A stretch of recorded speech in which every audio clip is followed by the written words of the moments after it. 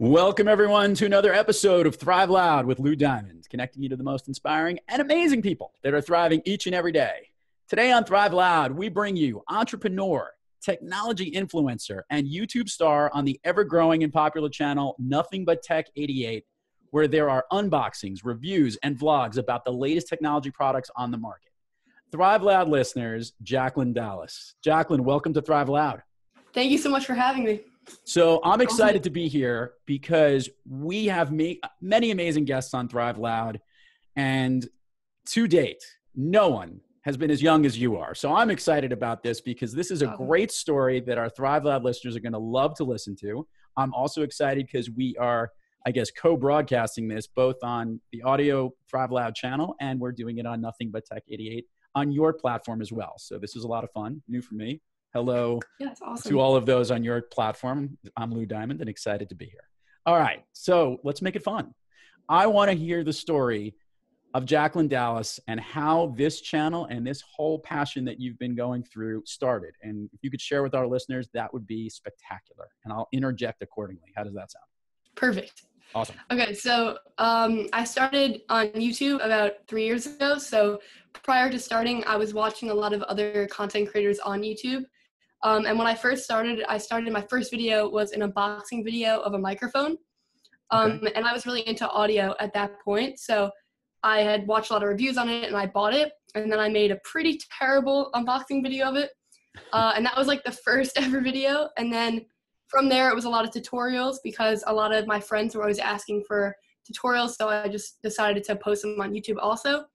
And then it's kind of started growing from there. Brands started reaching out, and now it's been a lot more product-based. Okay, so let's rewind for a little bit. How long ago was it, and how old were you when you first started the channel? Okay, so when I first started the channel, I was like 13. Oh my God. Okay. And that was like 3 years ago, so I'm 16 now. Okay, so in that span over the last 3 years, there's obviously a tremendous number of followers you have on the show. What other types? You started off with audio products. Tell me a little bit about the day-to-day business and how you choose to talk about the topics that you discuss on your show and what the whole idea is. Give us a walkthrough as a new product or what your purpose on the message of the show is. Yeah, so I look at a lot of consumer electronics. So the most common things that people always ask about is like iPhones, iPads, Macs, Samsung Galaxy phones. Really anything like with an on button, as Marquez Brownlee says, is game. I'm willing to look at anything. And at first started out as audio stuff, and then and now it's like flagship smartphones and other consumer tech that a lot of people always ask about. Gotcha. And if we have any tech issues here, don't worry about it. At least we'll have the audio cast and it'll look good on camera here. Okay, so you go through all these things. Now, I would imagine that as the show grew in popularity, you started actually receiving lots more products. How did technology providers and people who manufacture the technology products find you and explain that whole process from the actual getting all these topics? Because you're getting stuff sent to you, as I understand that. Is that not true? No, it's true. So the way it works basically is in the beginning, you reach out to a ton of brands and you get no's a lot, but there's occasional brands that will say yes. So my first product review was an LG G4, which was sent out by LG. And that was like their flagship phone of the year. So that was a couple years back. And then from there, once your channel and your audience starts to grow, other brands like find your videos, especially if they do well in terms of views. And if your like viewers are sharing it with the brand. And then a lot of brands now like contact me and they're like, oh, we've seen this video. We want to do a video on this product. So it's more so that, but there definitely was a long period of time and it's still occasional where I'm the one reaching out. Okay. So you love technology products and you love sharing this message. As for the last 3 years, this has turned into a pretty consistent thing. When you started out, were you doing one show a week or one show a month? And explain how frequently you actually air updates on your channel. So when I first started out, I was doing like whenever I had time. So they didn't take as long because I wasn't putting in like the production time that I'm putting in now. So I'd get up a couple in 1 week and then take like a couple weeks off and put another one up. So it was very inconsistent. I didn't like consider it a job or anything. It was kind of just a hobby. Whereas now it's a lot more regular. So I try to post like 1 to 2 videos a week. When I have a lot of stuff going on, it might be a little bit less, but on average, it's like 1 video a week as of now. But I'm hoping that like by this time next year, I can get like 3 videos up a week. Now, speaking to somebody that started off with 1 episode a week, and now we've gotten to 3 to 4 episodes a week. That's amazing. Yeah. It's a little bit crazy. But I've seen the quality of your videos. Now, obviously from that first, as you said, the quality wasn't so great from the first video and unboxing a microphone, which I'd be curious to know what microphone it was and if you like it. Actually, the one I'm using right now. It is. Yeah. This is a good one. We can call the people over at Yeti and we could talk about their microphones as well. So from that first video, I've seen some recent videos. We're not talking about just your regular, laptop camera anymore. We're talking about some really well-produced productions that are going on the show. Can you talk a little bit about how the production of what's going on your channel has grown over time? Yeah, so when I first started out, I was using an $180 like camcorder, shot like 1080p. It was okay. I didn't really know how to use a camera back then either, so it wouldn't have really made sense to invest in something more expensive. So I used that for like a year, or I guess until 1,000 subscribers, and then I bought my first DSLR, which is like a much higher quality camera for photography and video. And I used that. That was a 70D for like maybe a year also, and it was a really good camera. But it capped out at 1080p, and everyone in like the tech space shoots, or many people shoot like 4K, which is basically like 4 times the resolution of 1080. So I bought my first like 4K camera a year ago about this time, and the quality has definitely gone up from there. But it's not all about the gear. It's also just a lot of like learning how to use a camera. So I watched a lot of tutorials. I had a bunch of friends that helped me out, and that's kind of the progression of the quality. So you can tell just by your knowledge of technology, even just describing every one of the cameras, that you have a thing for technology and a passion for it, which is great. When you started this idea out, did you ever think that it would turn into, as that many followers are on this channel, people are actually going to this site to learn about it? And as I understand, there might even be technology sponsors and even revenue associated with the site. Talk to me about what you thought this was going to be in the beginning and what it has grown to. So in the beginning, I definitely like did not think it was going to be a big thing. I remember I hit like 6 subscribers, and I like printed out the page and I showed it to my parents, and I was like, I hit 6 subscribers, and we were all like very happy about it. And like now, if I like get that money in a day, it's like a low day. So it definitely has become like a lot bigger than I ever would have thought it would be. But it's also been like small like progression as it goes on. Like it's been 3 years, so in the beginning, I hit like 1,000 subscribers after 1 year, and then it kind of just like started growing. So it's been gradual, but it definitely is not ever like what I expected it to be. Okay. Are you happy with what you've expected to be? Because this is pretty crazy how it's almost, you look like a chart that's shooting to the moon here. So could you have ever imagined you'd have this many people following the show? I mean, definitely like not. I'm obviously happy with it, but like as you keep growing, then you just want more and more things. So there's definitely like other goals that I'm going for now. But I mean, I'm so like thankful for everyone that like has subscribed. It's been pretty amazing. Okay, so now I want to ask these questions. You are a teenage woman, and if that's the right term to put this, and you started this off at 13 years old. I'm pretty familiar with how busy a life is as a student. And someone to do this, how do you jam in all of the stuff that you do because you do prep work for these shows. You can see they're very well produced. Oh, and by the way, I'm sure you have a life. How do you balance all of this together? Honestly, it's been tough occasionally. It's getting up early and it's staying up really late a lot of the night. So the weekend is where I get a lot of my work done. So I'll like stay up like, let's say until like 2 in the morning on Friday, and then get up like really early on Saturday and get the work done, especially when you're on a contract with a sponsor or you have to get a video done. Like I did a lot of work for Android Central, which is another YouTube channel last year. And there would be that I needed to get to them like 1 or 2 videos a week, and it just had to get done. So it was time management. It was learning how to not procrastinate all the time. It was doing things like while I was free during the day and doing things and maybe not going out like every single night in the week, and maybe saying, all right, I'm only going to go out on Fridays, or I'm only going to go out on Saturdays and get work done the other night. Okay, so Jacklyn, my question here is a good one. A lot of the listeners here on Thrive Loud have their own businesses or are always looking at growth and how you get from point A to point B and how do you actually not only do well, but thrive loud. You've done something really unique here, but let's give a little background. help the listeners understand a little bit about the business of running a YouTube channel. And in every business and every site is different. Can you talk a little bit, and you don't have to go into too many specifics, but go into enough to help people understand where the potential is and where the money is hidden or where it lies in your world? Okay, so for YouTube, I think a common misconception is that YouTubers make their money from AdSense. And AdSense is basically YouTube's way of paying out YouTubers. So you get paid per 1,000 views. So like the CPM, which is like how much you get paid per 1,000, can vary from like $1 to $7 for like gaming channels. So if you're only making $1 per 1,000 views, as a smaller creator, it's very hard to make any type of substantial income from it. So a lot of people see it and they're like, oh, you don't really make that much from YouTube. You're putting in all of this time. But AdSense doesn't even like make up a significant portion of my income at all.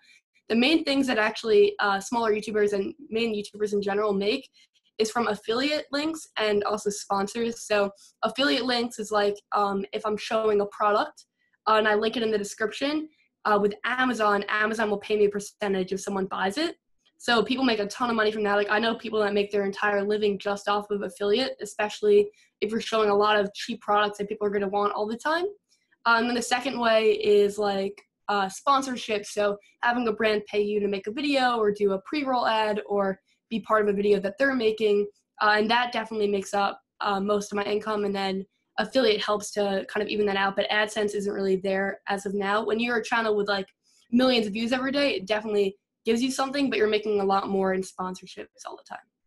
So this is a good question because you can see that you're passionate, obviously, about technology, passionate about the channel that you have, and obviously excited about the potential revenue that it can make. What do you love more, actually? The fact that this is a growing business that's on there, or that you get to do the stuff that you love and you're basically playing with toys? You get a chance to play with technology products all day long. Which do you like better of where we are today? I know it might have been a little bit different when you first started. Give us the progression so the listeners can understand. I definitely like not like the business side of it better. I definitely like just being able to make the videos. Like if I could just have a consistent source of income and not have to worry about closing the sponsorship deals and worrying about affiliate, that would be my preferred choice. But the business side of it allows me to then invest in studio space and in new products and other things that I want to do on the channel that I couldn't afford before. So the business kind of, I'm putting a lot of money back into the channel to kind of grow it into something that then becomes really profitable, hopefully in the future. But I'm definitely not really that concerned with the money. It helps do things, but I definitely like the job of playing with toys a little bit better, obviously. Okay, so help the listeners understand this part.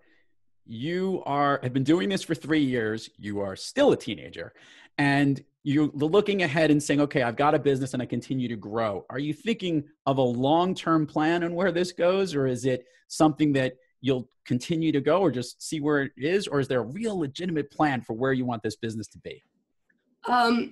Kind of, I'm going to see where it goes. I definitely want to pursue college. So that is still going to be, YouTube's not going to be a full-time job for a while. It's always going to kind of be on the side with my education. So I haven't really fully planned something out. If we're talking about like after college, hopefully I can pursue it full-time, have a dedicated spot and do it as like a full-time job. But right now it's definitely still like in the works of planning that all out. And I obviously have like education and stuff coming first.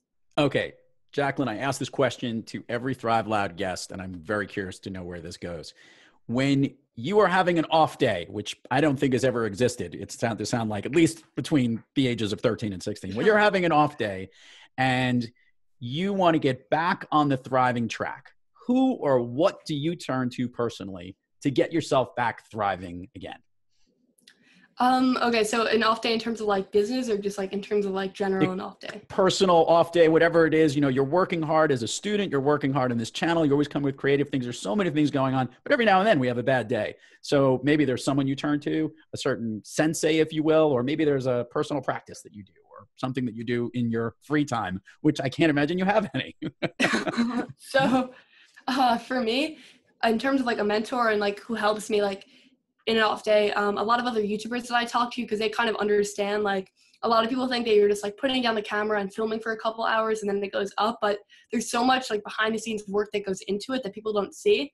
And then you kind of beat yourself up for not being consistent, or you want your quality to be better than it is. And the only other people that really understand that are other YouTubers. So I definitely turn to other creators and I talk to them and they kind of talk me through it. I mean, I've been like really lucky not to have that many off days, but when I'm feeling down about like a video or something, YouTubers are definitely like there because they really understand what you're going through. So that's really great. And that's a good point, because for the Thrive Loud listeners on the show, we've had many other podcasters come on the show as guests. And I also do speaking, and I have a lot of speakers. And that is so true, that your peer group is actually a great way to help motivate you and get you back to what you need to, or get ideas. And maybe this is a good segue to this. And that is this YouTube community. And these users like yourself that have these large groups of people. And there are ones I know that have millions of subscribers that are out there that are, not only making lots of money doing this, but have become icons in this. Is that something that you potentially see yourself as? You can look at some of the paths that other YouTubers have done, and they must be inspired by you, because how many of them are your age? Yeah, that's a good point. I can't actually think of many that are both like a female and my age. There's a couple of other guys that are a little bit older than me, but Marquez Brownlee is like one of the most like famous YouTubers. MKBHD is like what his name is on YouTube. He started at 14, now he's 24. So he kind of has definitely helped me like see like the kind of path of still going to college and still pursuing it. And now he's doing it completely full time. But it definitely is inspiring to see other creators, but everyone kind of does a different thing. Like I know many people that didn't go to college and just pursued YouTube like right out of high school. And I don't really see myself doing that, but it's definitely good and interesting like to get everyone else's perspective on like what they think you should do to improve your quality and like kind of make it a full-time job. Awesome. Okay, so talk a little bit about the channel, some of the things that you have in store that the viewers, both on your channel right now as we're looking, and the listeners on Thrive Loud, they can learn what's coming up on your channel, certain things that you're thinking about doing or adding that we can be looking at over the next few weeks, months, whatever it might be. Because I know that the one thing I've noticed about you in your content is that it continues not only to get better in the different types of products, but even the way that you communicate it is different on the way that you show it. Just as an example for the listeners, Jacklyn actually took different phones and was showing the camera displays, and then actually went out and showed the actual results of what the images and the pictures or the videos came out. It was really cool and a great way to not only hear from you, but see it as well. Yeah, so it definitely is always trying to do something different. A couple weeks back, or I guess maybe a month or two ago, I shot with another photographer. And that definitely improved the quality a lot because I was able to get like shots of myself. Whereas when it's only one person, I can get shots of like the product, but I can't necessarily focus myself, move the camera. So that definitely adds a different element to it. And then in terms of like the business side, I have started the second channel where I produce like more vlogs and how-to stuff. And I made a video on there like 4 months ago on how to make money on YouTube, when I walked through like each step of like, here's what you got to do. And like, this is where YouTubers make their money from. And people wanted more of that. So I'm thinking that this summer I'm going to try to also increase that channel and kind of make it how to make YouTube like a business and kind of the behind the scenes of an everyday in the life of a YouTuber kind of thing. I got to tell you, when I was your age, I was not, obviously we didn't have YouTube and we didn't have any of that stuff, but to have this drive that you have and this focus is awesome. And I hope our listeners and all the viewers get to appreciate this. Okay. So here's a good question. What in the life of being a YouTuber, is there any downside or negative to the world that you're at, or something that's happened to you that you never would have expected, that might have been an unexpected bad thing having your own YouTube channel? Okay, so I think that there's two things for this. The first one is like learning time management at a young age. There's definitely been times where my friends want to go out or something and I just have a video I have to get done, so I can't. So it's knowing that like the life of a YouTuber isn't always just like producing videos and having a good time. There's also like real work that goes in behind, which I definitely like did not fully understand until I was doing it. So it's like having the time management and like knowing what you can and can't do. And then I guess the second thing is knowing that like with having such a large audience, you're going to get occasional hate comments, and you're also going to get people that like really, really want to like know more about you and kind of want to meet you and stuff like that. Yeah, no, there's, the fame and anonymity thing, to get hit with that at a young age is probably not a good thing. But in the same sense, it is kind of a cool thing though, because you get to do a brand and people get to recognize you for it. And I think, look, those are the ups and downs of it. I guess you balance it out, and you seem to be doing a good job. You're way more mature. You're the most mature 16-year-old I think I've run into in a while. So, okay. So let's do this. Let's do for the audio listeners here on the Thrive Loud show. Give us all the plugs and places where people can learn about Jacklyn Dallas, where the YouTube site is, any social media and stuff like that. That's stuff that we'll put in all the show notes as well as a link as well, so our audio listeners can listen in. So why don't you provide that right now? Okay, so the main platform is YouTube. So you would find that at youtube.com/NothingButTech88, 2 T's in that. Instagram, Snapchat, and Twitter are all NBT88YT, and you'll kind of see some more lifestyle and behind the scenes stuff on there. The website is also NothingButTech88.com, and that will kind of link you to the t-shirt brands and all the other websites that I just mentioned. Awesome. So Jacklyn, I'm going to give the standard Thrive Loud question and then a bonus one because I'm very curious to know where this one is going to go. Okay. Jacklyn Dallas, your all-time favorite movie? I don't know if I have great taste in movies, but I saw Now You See Me a couple years back, and I really liked that one. I don't know if like that's an all-time favorite, but it was really good. In terms of cinematography, Guardians of the Galaxy I thought was like really good. Oh, it's awesome. Did you happen to check out the new the Avengers movie, the new whatever it is? But I want to. It's worth seeing. And yes, I saw it, and they've got every Marvel movie all meshed together. It's like the ultimate mashup movie. But yeah, Guardians of the Galaxy, his effects were good, and Now You See Me, and even the sequel was pretty good. Now You See Me, the sequel was really good too. Yeah, and I'm a big Magic fan, so that's good. Yeah. Okay, so now the question that we have to ask a YouTuber, since it's not easy to pick your favorite YouTube channel that isn't your own, maybe give like your top 3 YouTube personalities or YouTube channels that you think are your favorite, and that could be good recommendations for others as well. Okay, I don't want to like say my favorites, but right now, people I'm really liking are Casey Neistat. So he's like a vlogger, tech reviewer. He's based out of New York City. He has like 10 million subscribers. He's a pretty big deal.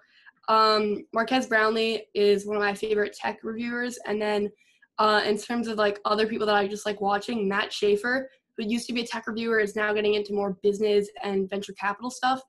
And I've been really enjoying his stuff too. Well, you have a subscriber in me, and I'm sure we're going to get more on the Thrive Loud community onto your channel. So, we'll keep you up there. And Jacklyn Dallas, there are so many great things to come for you because what you've done already is already impressive. And it was such a pleasure to have you on the show today. Yeah, thank you so much for having me. I'm excited to listen to all your other guests. Oh, it's great. And a total pleasure. And this is me signing off to your channel, folks, and to make sure that people subscribe to Thrive Loud at ThriveLoud.com and anywhere on social media at Thrive Loud. And to all the Thrive Loud listeners out there, keep thriving onward and upward. And remember, be brief, be bright, be gone. Thank you, guys.